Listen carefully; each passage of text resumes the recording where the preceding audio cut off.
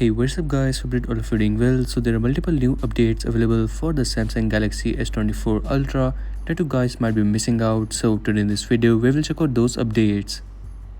So starting off with the first update, so for that you will have to first of all go into the settings of your device, then scroll all the way down and tap on about phone, then software information.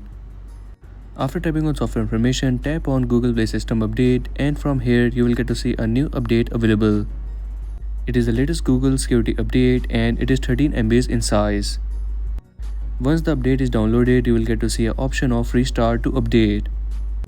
After tapping on restart now, your device will install the update.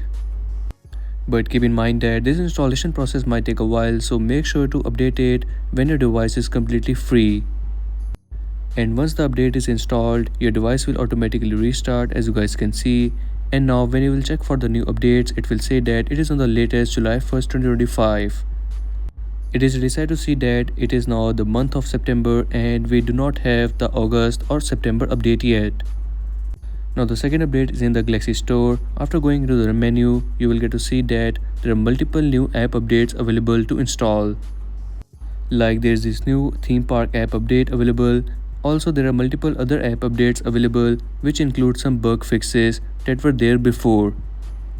You can update a single app by simply tapping on this icon, or you can update all of these apps at once simply tapping on update all. After tapping on update all of these apps will be updated.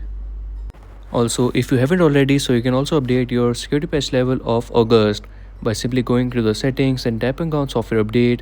So there is a new security patch update available of August 1st 2025. I've already updated it on my device.